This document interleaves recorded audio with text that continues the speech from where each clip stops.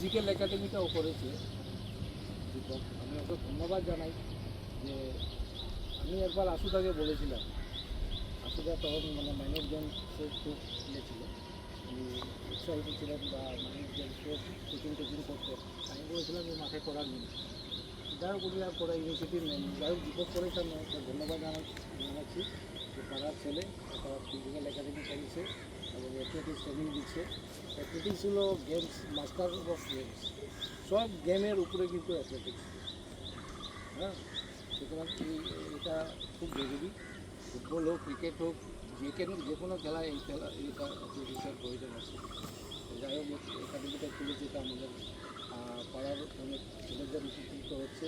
আজকে আমরা দেখতে পাচ্ছি দুটো ছেলে চাকরি পেয়েছে। আর ভবিষ্যতে তোমরা যদি ভালোভাবে কোচিং করো এবং এইভাবে আর্মি, বিএসএফ, পুলিশে এক্সাম দাও, আমার মনে হয় তোমার সিলেকশন হবে যদি সিনসিয়ারলি কাজ করো এবং কোচের উপদেশগুলো যদি তোমরা শোনো। ঠিক আছে, আমি খুব খুশি হয়েছি, ধন্যবাদ জানাচ্ছি দীপককে। এবং তোমাদেরও, তোমরা দেশের জন্য কাজ করবে এবং তোমরা দেশের সৈনিক হচ্ছ। তোমরা দেশের জন্য কাজ করবে, দেশের সুরক্ষা করবে, আর আমরা নিশ্চিন্তে ঘুমাবো। তোমরা দেশের রক্ষা করবে, আমরা ঘুমাবো। তোমরা হলে দেশের রক্ষা, এই কথাটা সবসময় মনে রাখবে। ঠিক আছে, এই উপদেশ দিচ্ছি, আর আমি বেশি কিছু বলবো না।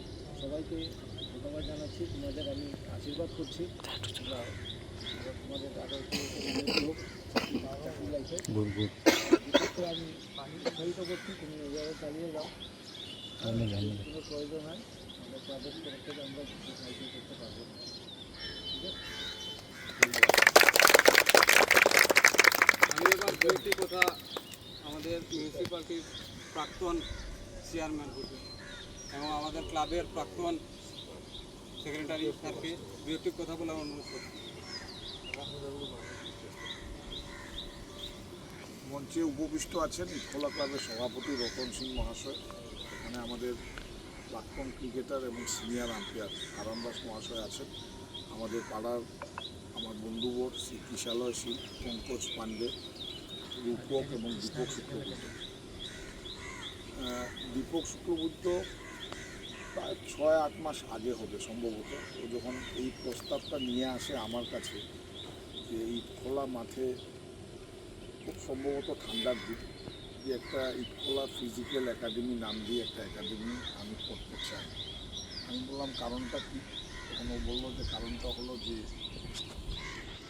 বাচ্চাদেরকে ভবিষ্যতে যদি পুলিশ, আর্মি বা ফিজিক্যাল ট্রেনিংয়ের যেগুলো চাকরি হয়, সেই বাচ্চাদেরকে যদি একটু ট্রেনিং করানো যায় তাহলে সেটা আগামী দিনে ওদের চাকরি পাওয়ার একটা সুযোগ। আমি পরিষ্কার বলছি যে কথাটা শুনে ভালো লাগে, কিন্তু আমি খুব একটা আশাবাদী ছিলাম না এরকম কোনো ফিজিক্যাল একাডেমি হতে পারে এবং সেই একাডেমির থেকে দুটো ছেলে আর্মিতে চাকরি পেতে পারে, সেটা আমার খুব একটা আশাই ছিল না। তবু আমি বললাম যে পাড়ার ছোটো ভাই বা ভাতিজা বলতে পারে, যখন একটা চেষ্টা করছে, সেই চেষ্টায় ইটখোলা ক্লাবকে সামিল হওয়াটা প্রয়োজন। আমি সঙ্গে সঙ্গে রতন সিং এবং আমাদের ক্লাবের সাধারণ সম্পাদক পঙ্কজ সিংয়ের সঙ্গে আলাপ করি। এই মাঠে রোজ সকালবেলা আমারও আসা হয়, কিছু শারীরিক চর্চার জন্য আসি, প্রাক্তন খেলোয়াড় হিসাবে খেলাধুলার সাথে আমরাও জড়িত। কিন্তু আজকে সেই ভুলটা দীপক শুক্লবৈদ্য ভেঙে দিল, যে গতকালকে যখন ও আমাকে বলল যে আমাদের ইটখোলা ফিজিক্যাল একাডেমির থেকে দুটো ছেলে আর্মিতে চাকরি পেয়েছে, সেটা আমাদের জন্য, আমি ব্যক্তিগতভাবে তোমাদের কাছে ক্ষমা প্রার্থী যে আমার সেই ভুলটা কিন্তু আজকে ভেঙে গেছে এবং যারা দুজন চাকরি পেয়েছে ওদের জন্য একটা জুড়ে হাততালি দেওয়া প্রয়োজন। রতনদা বলেছেন যে ইটখোলা ক্লাবের পক্ষ থেকে আমরা সাহায্য সহযোগিতা করব। আমাদের আর্থিক অবস্থা খুব ভালো নয়, তবু আমরা চেষ্টা করব। রতনদা যখন কথা দিয়েছেন যে ইটখোলা ক্লাবের পক্ষ থেকে কীভাবে সাহায্য সহযোগিতা করা যায় সেদিকে আমরা নজর রাখব। আমি আরও খুশি হতাম যে এখানে আমার ছোটো বোনরা বা আমার ভাতিজিরা এখানে আছে, বা অনেক মেয়েরা এসে করে। মেয়েরা যদি চাকরি পায় তাহলে আরও খুশি হতাম। কারণটা হলো যে মেয়েদের ক্ষেত্রে আরেকটু প্রমোশনের দরকার আছে, মেয়েদেরকে আরও এগিয়ে নিয়ে যেতে হবে এবং ভারত সরকার থেকে শুরু করে সবাই আমরা চাইছি বেটি পড়াও বেটি বাঁচাও এই আন্দোলন চলছে সমস্ত ভারতবর্ষে। আমার বিশ্বাস যে আগামীতে আমি দীপককে অনুরোধ করব, যখন ইন্টারভিউ খুলবে তখন মেয়েদেরকেও যাতে দু একটা চাকরির ব্যবস্থা করানো যায় কিনা, এবং এই ইটখোলা ফিজিক্যাল একাডেমিকে এক জায়গায় রেখে দিলে হবে না। এখন একটু মাঠের অবস্থা খারাপ, বৃষ্টির দিন, এটা স্বাভাবিক, প্র্যাকটিস করতে অসুবিধা হয়, কিন্তু আগামী দিনে ওয়েল ইকুইপড একটা একাডেমি করা যায় কিনা, কীভাবে আরও কিছু ইনস্ট্রুমেন্ট এনে বা মডার্ন ওয়েতে কীভাবে টেকনিকে এই ফিজিক্যাল এক্সারসাইজগুলো করানো যায় সেদিকে একটু নজর রাখলে ভালো। এবং আর্থিকভাবে হোক এবং আমাদের সামাজিকভাবে হোক, যেভাবে হোক, আমরা ইটখোলা অ্যাথলেটিক ক্লাবের পক্ষ থেকে যা সাহায্য করার আমরা করব। আমি আবারও আমার এই ছোটো দু ভাইকে আমি আন্তরিক শুভেচ্ছা জানাচ্ছি আমাদের ইটখোলা ক্লাবের পক্ষ থেকে, যে তোমাদের ভবিষ্যৎ উজ্জ্বল হোক। এবং আরেকটা কথা আমি বলতে চাই বড় গার্জিয়ান হিসেবে, যে চাকরি পাওয়া না পাওয়া কিছুটা ভাগ্যেরও ব্যাপার থাকে, ঠিক আছে, কিন্তু মাঠটা ছাড়বে না। মাঠে আসলে একটা জিনিস ভালো হয়, আমরা জীবনে অনেক দিন, আমি প্রায় 15-16 বছর ইন্টার ডিস্ট্রিক্ট ক্রিকেট খেলেছি, 22-25 বছর থেকে এখনও মাঠে আম্পায়ারিং করছি। কিছু হোক না হোক জীবনে একটা জিনিস আমি গ্যারেন্টি দিয়ে বলতে পারি, যে প্লেয়াররা বা খেলোয়াড়রা বা যারা মাঠে আসে নিয়মিত, ওদের চরিত্র অন্যরকম হয়, ওদের মনের অবস্থাটা অন্যরকম হয়, এবং সমাজে অন্যরা থেকে আমরা কিন্তু একটু আলাদা। আমাদের কেউ যদি রাস্তায় একটা অ্যাক্সিডেন্ট করে, কেউ এগিয়ে যাও না যাও, যদি একজন এগিয়ে যায় মনে করবে ও কিন্তু খেলোয়াড়, এটা আমি বিশ্বাস করি, ও মাঠে আসে।